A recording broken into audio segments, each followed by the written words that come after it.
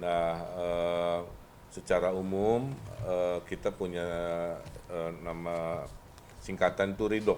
Jadi nanti panggilannya pasangan Ridho ya. Ridho. Berharap diridhoi Allah Subhanahu wa taala, dimudahkan, dilancarkan. Ridho itu singkatan Ridwan Suswono kira-kira begitu. Nama yang baik. Nah, slogannya kan Jakarta Baru, Jakarta Maju. Jakarta Baru adalah karena Jakarta harus kita imajinasi ulang sama-sama pasca tidak lagi jadi ibu kota. Ya. Apa konsekuensinya dengan banyak pemerintahan pindah ke sana kan begitu ya. Nah itu yang sedang dan akan kami pikirkan. Kemudian Jakarta Maju, bagaimana kita melompat, jadi nggak hanya membereskan hal-hal rutin, banjir, macet, polusi, tapi juga bisa bersaing sebagai kota global. Nah, dua-dua itulah yang akan jadi semangat kita, ya. Kemudian kita juga terbagi dua, membereskan hal yang rutin dan tentunya melompatkan hal-hal baru. Ada 70-an gagasan, ya kurang lebih, sedang disusun oleh tim visi misi yang intinya selama 5 tahun ke depan akan banyak sekali inovasi-inovasi dan kami punya prinsip banyak mendesentralisasi. Di Jakarta kalau terlalu terpusat tuh jangkauannya terlalu jauh. Ya, jadi kita ingin Jakarta itu rapi seperti Sudirman Tamrin ke seluruh wilayah. Makanya ada program misalkan satu kecamatan satu arsitek, ya. Kemudian dana RW kita akan hadirkan karena dulu saya wali kota Bandung, saya melakukan hal yang sama dan itu luar biasa, ya. Jadi nggak semuanya di pusat dari balai kota gitu.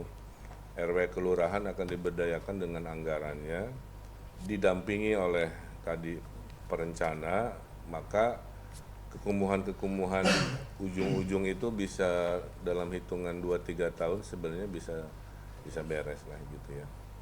Kemudian kita yang paling utama adalah memperbanyak hunian terjangkau di tengah kota. Karena yang bikin macet tuh salah satunya karena jarak rumah domisili ke tempat kerja terlalu jauh. Nah, di tengah kota lahan mahal, maka kelas menengah, kelas UMR pasti harus mundur. Udah mundur malah lebih mahal lagi karena jaraknya kan ya. Nah, kita akan percepat gagasan itu, membangun hunian di atas pasar, di atas stasiun-stasiun lagi dihitung, di atas jalan, di atas sungai selama kepentingannya publik ya, sehingga mengurangi macet, bisa ditabung uangnya yang selama ini habis buat bensin jarak jauh, bisa ngurangin stres karena masih bisa makan pagi, pulang masih bisa makan malam ibaratnya ya, dan mengurangi polusi. Dan polusi juga salah satunya Pak Suswono sebagai mantan Menteri Pertanian punya gagasan bersama-sama men-3 kali lipatkan hijaunya Jakarta. Saya lihat Jakarta Selatan rindang, ke utara barat agak gersang kan gitu ya. Jadi kan hanya butuh political will aja. Kan sama-sama Jakarta, kenapa agak beda gitu ya. Nah itu kita akan lakukan gerakan itu, tapi dipilih pohon yang nyerap polusi Pak. Jadi ada pohon-pohon itu secara ilmiah ada yang bisa nyerap polusi. Kemudian kita ada namanya Giant Sea Wall, itu proyek nasional untuk ngatasin banjir di utara. Gitu. Bentuknya itu bukan bendungan, tapi kawasan, ya. Jadi ada pasar, ada rumah ibadah, ada pemukiman, tapi dibangun di atas ketinggian yang menahan air laut masuk ke Jakarta lah kira-kira. Terus nanti ada konsep aglomerasi ya, kan wilayah orang kan Jakarta itu 4 juta nambah di siang hari, malamnya hilang 4 juta kan karena tinggal di Sekeliling ya. Bekasi, Tangerang. Maka gagasan Transjakarta yang bisa tembus sampai lintas wilayah kita coba konsepkan juga. Jangan berhenti di ujung administrasi. Ya. Itu kemudian ada proyek kebahagiaan namanya Happiness Index, ya itu juga sedang supaya seimbang antara infrastruktur yang besar-besar dengan nanti ada program mobil curhat buat orang-orang stres gitu kan. Itu gimana dong? Pertama bis pilek. Saya udah praktekkan waktu wali kota, jadi mobilnya warnanya pink, isinya ada psikolog, ada ustadz, ada psikiater, apapun lah. Nanti berhenti di banyak tempat karena jumlahnya banyak, sehingga warga yang butuh konseling bercerita tentang kesehatan mental dan tekanan Jakarta sebegitu, minimal ada teman cerita dan itu efektif. Ya. Di era hari ini orang curhat ke IG story kan, nah kita kasih negara hadir kepada mereka yang stres. Kemudian nanti ada kredit tanpa bunga tanpa agunan, saya udah praktekkan buat mereka yang uang cilik yang tidak punya agunan. Itu udah saya praktekkan selama 5 tahun berhasil. Jadi sebenarnya gagasan-gagasan ini setengahnya udah saya lakukan. Ya. Itulah kenapa saya hadir membawa pengalaman juga, bukan jadi gubernur Jakarta terus modal 0 pengalaman gitu ya. Saya 5 tahun memimpin kota mirip seperti ini, hanya penduduknya lebih sedikit dan uangnya lebih sedikit. Pernah mengurusi provinsi terbesar se-Indonesia yang jumlahnya 50 juta kan, apalagi saat COVID. Ya, kemudian sekarang ditugaskan di Jakarta, ya tentu hal-hal baik yang pernah ada akan kami terapkan. Nah kira-kira gitulah secara umum ya. Nah kita hanya punya waktu 90 hari, saya titip Perindo dan kader-kadernya, yuk mungkin memilih nanti wilayah kampanyenya di mana, nanti kita sama-sama dengan koalisi. Baik. Terima kasih Pak Effendi. Gagasan besar yang lebih dari 70 yang sudah listnya sudah ada ya, dari Pak Emil, Bang Emil, jadi masih sering Kang Emil terus. Mulai akrab dengan Bang Emil. Nah, tentu hal-hal yang tadi sudah disampaikan ini kami akan mensupport penuh karena memang ya persoalan salah satu indikator bahwa Jakarta ini terpolusi ketiga kalau nggak salah di kota yang sangat tinggi polusinya lah. Oleh karena itu tadi penghijauan adalah salah satu yang sangat perlu diutamakan atau digalakan. Yang kedua, persoalan juga pangan, ya, karena memang dari survei indikator terakhir itu persoalan rakyat Jakarta juga akses pangan yang masih sering menjadi masalah. Ya. Karena itu tentu kita akan mengembangkan di Jakarta ini yang namanya urban farming. Ya, karena fakta bahwa sesungguhnya banyak lahan-lahan di Jakarta ini yang terlantar. Nah itu kalau dihimpun itu sesungguhnya itu banyak yang bisa didaya gunakan, meskipun itu mungkin masih punya milik seseorang, sehingga gagasan nanti Pak Bang Emil itu adalah bagaimana meminjam ya, lahan-lahan terlantar itu, dan itu kalau itu didaya gunakan tentu juga akan menciptakan lapangan kerja sekaligus jadi nanti dampaknya. Nah untuk supply chain-nya kita tentu ya bagaimanapun supaya ada jaminan bahwa harga pangan itu stabil. Nah, caranya apa? Tentu bekerja sama dengan daerah-daerah yang bisa mensuplai lanjutan. Ya. Termasuk salah satunya adalah daging yang selama ini akhirnya andalannya dari impor. Padahal di NTB, NTT itu kan sapi-sapi relatif bisa diakses ketika ada transportasi yang cepat ke Jakarta. Karena yang dibutuhkan masyarakat Jakarta adalah daging segar. Nah, kenapa tidak membangun RPH modern di sana gitu ya.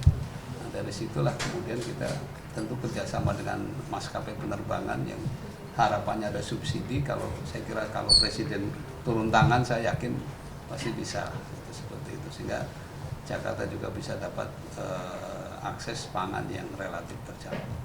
Itu saya kira yang mungkin nanti akan kita fokuskan mendukung bagaimana persoalan pangan dan persoalan pengangguran serta juga sampah ya. Sampah ini juga ternyata satu hari tidak kurang dari 7.000 ton konon dari data yang kami peroleh. Nah tentu kalau itu bisa diselesaikan di tingkat RW, apalagi tadi sudah ada program peningkatan untuk dana RW ya, kalau itu juga nanti bisa dikombinasikan dengan itu, dikolaborasikan, saya kira itu pun juga akan mengatasi persoalan-persoalan sampah. Kalau itu dikelola dengan baik pun itu akan bisa produktif dan bisa menghasilkan juga itu lapangan kerja yang bisa ada income ya, buat mereka yang bekerja. Itu saja mungkin sekedar tambahan. Ya. Baik, terima kasih Pak Cagup dan Cawagup kita. Kita tahu kita juga bermimpi Jakarta ini bisa seperti Hong Kong, bisa seperti Singapura, bahkan itu agak kelihatan jelas nih karena beliau seorang arsitek. Yang kita berharap nanti Jakarta di tangan beliau bisa kota-kota metropolitan pada umumnya.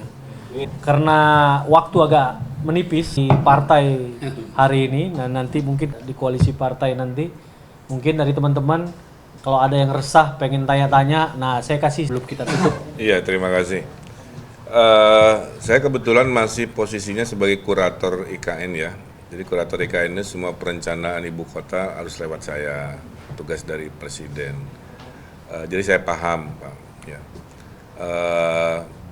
IKN itu baru akan berfungsi betul-betul jadi kota mungkin 15-20 tahun. Ya. Jadi jangan terlalu khawatir. Jangka rentang 5-10 tahun itu Jakarta tidak akan mengalami banyak reduksi-reduksi secara signifikan. Ya. Dan sebenarnya dengan berpindah ke Nusantara, misalkan kawasan Monas ya, itu akan sangat banyak diminati untuk dijadikan global CBD gitu. Jadi kayak SCBD bisnis versi baru di seputaran Monas ya. Dimana kalau itu swasta yang masuk, maka pajak hotel restoran dan PBB dan lain-lainnya tentu akan sangat-sangat tinggi. Tugas kami Bang adalah menjemput rezekinya.